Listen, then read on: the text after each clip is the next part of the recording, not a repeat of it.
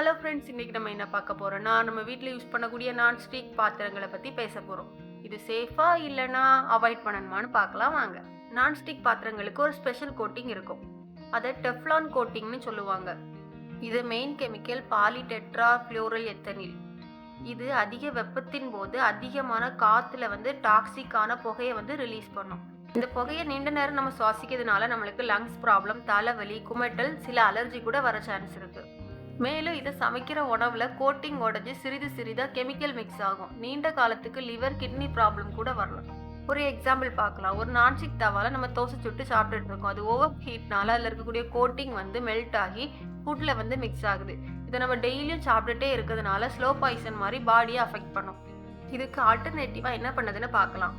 நீங்க அயன் கடாய் யூஸ் பண்ணலாம், மண்பானை யூஸ் பண்ணலாம், ஸ்டெயின்லெஸ் ஸ்டீல் பாத்திரங்களை யூஸ் பண்ணலாம். இது பாடிக்கு மினரல்ஸை கொடுக்கும், சேஃபாகவும் இருக்கும். நான்ஸ்டிக் பாத்திரம் தான் யூஸ் பண்ணணும் அப்படின்னா நீங்கள் லோ ஃப்ளேமில் தான் யூஸ் பண்ணணும். நான்ஸ்டிக் பாத்திரத்தில் சின்னதாக ஒரு ஸ்க்ராட்ச் விழுந்தாலே நீங்கள் பாத்திரத்தை மாற்றி ஆகணும்.